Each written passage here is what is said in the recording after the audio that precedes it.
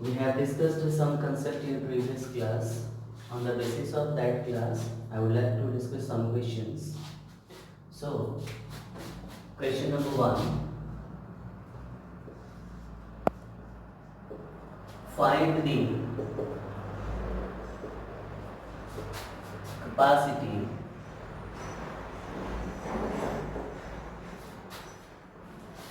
of a spherical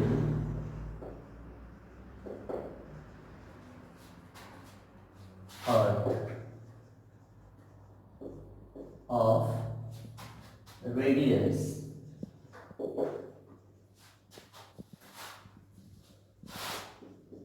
r is equal to 6.4 cross 10 raised to 6 meter. This is a question, that is, here we have to find the capacity of an earth. Why? Because we know that the earth is also a spherical body and it is a conductor. So using the concept of spherical conductor, and we know that capacity is directly proportional to either charge or the radius of the spherical body. So from here, its solution.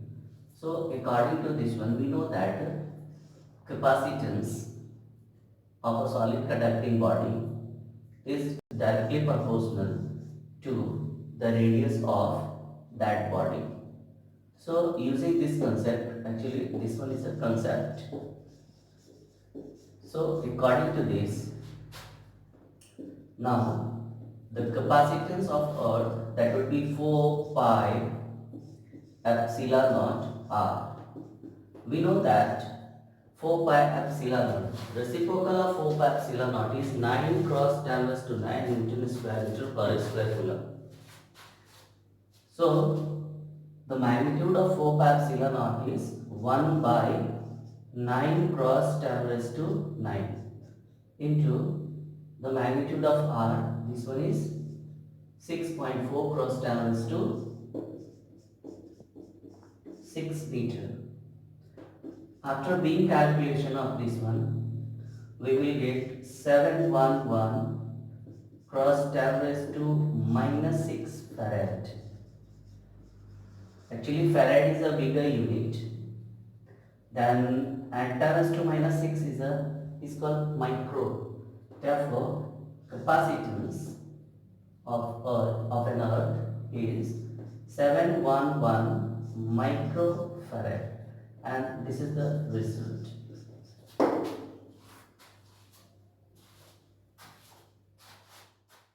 Second question.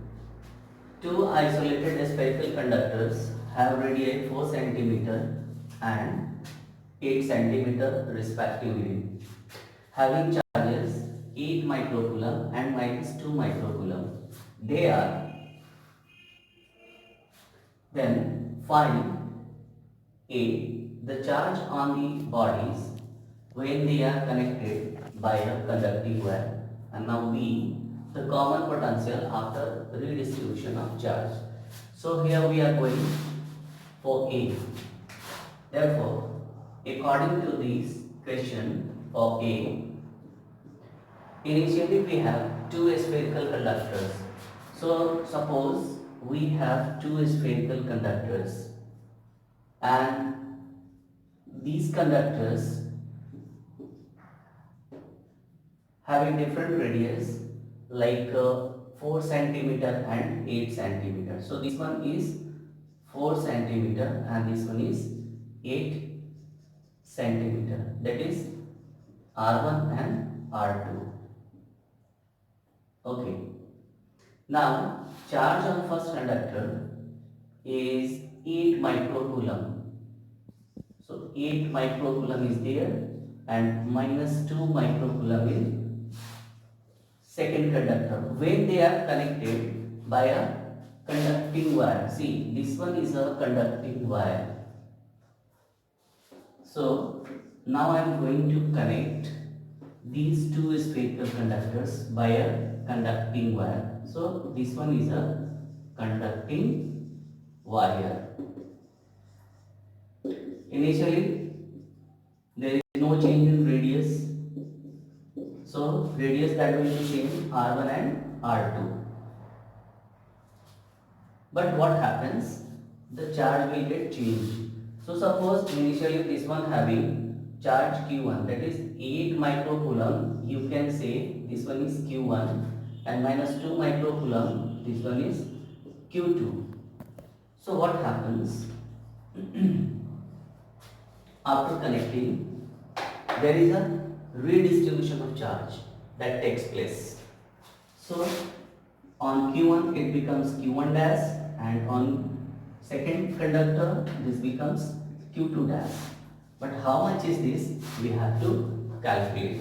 So we will use the same concept by using that charge is directly proportional to either radius or capacitance. So here we have radius, so we will use this concept. Okay, so now q1 dash, we have to find this one. So to find this one, we have already radius of first conductor spherical and the second spherical conductor. So you just take it r1 by r1 plus r2 and the net charge, that is q net. You have to calculate this q net. So your q net, here I want to calculate, your q net will be q1 plus q2. We just do roughly it here. So right now your q net will be q1. q1 is how much? q1 is 8 microcoulomb. You just put there 8 microcoulomb plus q2. So how much is this? q2 is minus 2 microcoulomb. So you put there minus 2 microcoulomb is there. And after being algebraic sum, you will guess plus 8 plus minus 2 is equal to plus 6 microcoulomb. So this one is your net charge. So you can take it equation 1. Now from there, you just put the magnitude to find this q1 dash. So your q1 dash, that will be r1. r1 is 4 centimeter. You no need to make conversion because in numerator it is in centimeter and in denominator it is also in centimeter. So you no need to take conversion. You can put the value of radius directly. So this one is 4 divided by r1 plus r2, that is 4 plus 8 multiply q net. Your q net is 6 microcoulomb. So 6 cross 10 raised to minus 6 coulomb. After the calculation, your q1 dash, that will be 4 divided by 4 plus 8 is 12 into 6 into 10 raised to minus 6. So 6 to the 12 will be cancelled and 2 to the 4 will be also cancelled. Therefore, q1 dash, this one is equal to 2 cross 10 raised to minus 6 coulomb, or this one is 2 microcoulomb. So 2 microcoulomb, this one is second equation. Now you have to find q2. So q1, you got q1 dash, your q1 dash is 2 microcoulomb. So you just write down 2 microcoulomb is there, and then you have to find this q2 dash. So we know that charge is directly proportional to radius. So whenever you wanted to find q2 dash, then you have to take radius 2 in numerator, and then there is sum of the radius. So directly q2 dash is equal to r2 divided by r1 plus r2 into q net. From equation 1, we have q net is 6 microcoulomb. So put the value. Therefore, q2 dash, this one is, now put the value again. R2 is, your R2 is 8 centimeter. So 8, no need to make conversion. 4 plus 8 multiply net charge is 6 cross 10 raised to minus 6 coulomb. After being calculation, You will get 8 divided by 12 into 6 cross 10 raised to minus 6. Now 6 2s are 12 will be cancelled and 2 4s are 8 will also be cancelled. So finally you will get your Q2 dash, that will be, now here we can write directly, this one is 4 microcoulomb, equation 3, and here you got Q2 dash. So put the value of Q2 dash is 4 microcoulomb. Now from here you can also calculate. So see, in part A is done. In part A, you have to find Q1 dash and Q2 dash. So your Q1 dash is 2 microcoulomb, whereas your Q2 dash is 4 microcoulomb.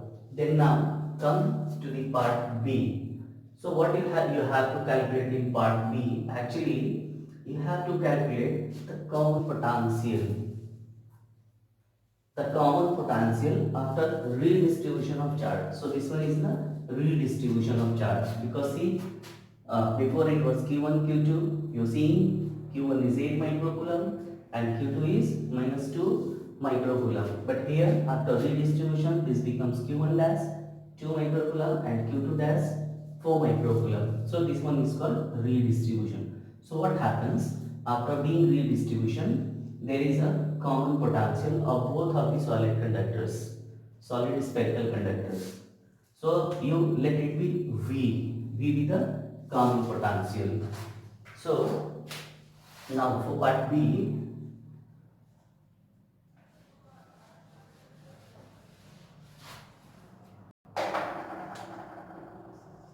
solution of part B, let V be the common potential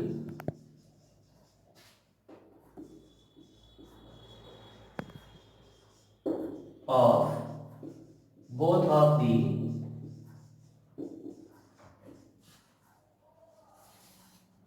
spherical conductors.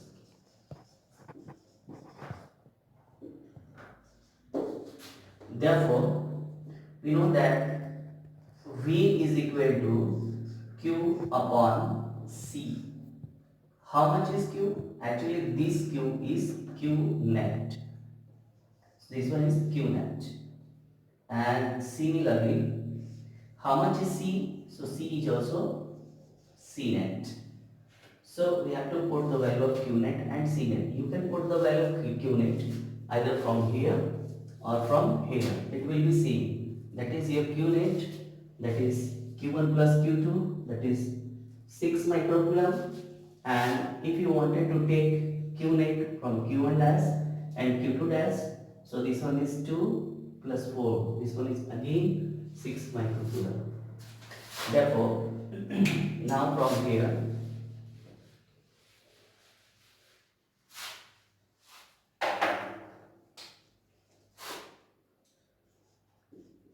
V is equal to Q naught is Q net is Q1 plus Q2 and C net. So C net is C1 plus C2. We know that capacitance is directly proportional to radius, and we have already radius. So your capacitance, by using the concept that capacitance is directly proportional to radius, therefore your capacitance of a capacitor, that is the solid conductor, that will be 4 pi epsilon naught R. So use that concept. Then C1 Q1 plus Q2 divided by 4 pi epsilon naught. This one is common and you just take it outside. Inside is R1 plus R2 for both of the conductors. Therefore, your V is equal to, now put the value of Q1 plus Q2, that is Q net, and this one is 6 microcoulomb. So 6 cross 10 raised to minus 6. And see here, this one is 4 pi epsilon naught. Reciprocal of 4 pi epsilon naught is 9 cross 10 raised to 9 Newton square meter. per square coulomb. But here you have only 4 pi epsilon naught, so you have to take reciprocal of 9 cross 10 raised to 9 and then R1 plus R2. So your R1 is 4 centimeter, that is 4, R2 is 8 centimeter, that is 8, and after being conversion it is multiplied by 10 raised to minus 2. Finally, V is equal to 6 cross 10 raised to minus 6 divided by 1 by 9 cross 10 raised to 9 and then multiplied by 4 plus 8 is 12 cross 10 raised to minus 2. See, 10 raised to minus 2 is cancelled by minus 6, that by minus 4, and 2 it is also 12 it is also cancelled by this 6 to the 12, 9 is also cancelled by this 2 by 4.5. Actually 4.5 cross 10 raised to 9 is in the denominator of denominator, that means it will come into numerator. So your V is equal to 4.5 cross 10 raised to 9 cross 10 raised to minus 4. So 10 raised to minus 4 is cancelled by 10 raised to 5, because here there is 10 raised to 9. So your resultant is 4.5 cross 10 raised to 5 volt, and this is your answer. That question number 3 is, initially an insulated conductor is free from charge, that is there is no charge on the conductor, and a plate having charge Q and a plate that having a charge Q. So to make it solution, first of all you draw a plate. So see, this one is a plate, and this plate having charge Q. So this charge Q is capital Q will be there on this plate, and initially a conductor having no charge. But what happens if conductor is being contacted with a plate, that is if this conductor is being contacted with this plate, so what happens, the charge on the conductor that came by transfer is Q. So what happens when you contact this conductor to this plate, so some charge will be transferred. So small q with the charge that transfer on this conductor. Then prove the maximum or net charge on the conductor, that is on this conductor, is capital Q is small q, the product of divided by capital Q minus small q. If the conductor that repeated the contacts with the plate. So you have to prove this one at this time when this conductor gets number of contact with this plate. So what happens if it gets number of contact with this plate? So Q will be increases, and after being increasing, that becomes Q net or Q max. So after being contacts, that is from number of contacts that done by this plate, then this Q will change to either Q max and Q max, that is Q net. So this we have to find, this Q net. So first of all we see the initial phase. Initially what is being done? That initially a Q charge is transferred to this conductor. So initially suppose its capacitor C1 and its capacitor is C2. Again we will use the concept of that C is directly proportional to the charge. So use the concept that capacitance is directly proportional to charge. This is your concept. This is your concept. So using this concept, what you will get? You will get that C1 by C2. This is equal to the charge on this one. So what happens when Q charge will be transferred to this conductor, then plate having charge capital Q minus small q, because the small q charge is transferred to this conductor. So rest charge on the plate is capital Q minus small q. Okay. So C1, this is equal to capital Q minus small q divided by C2 having charge Q.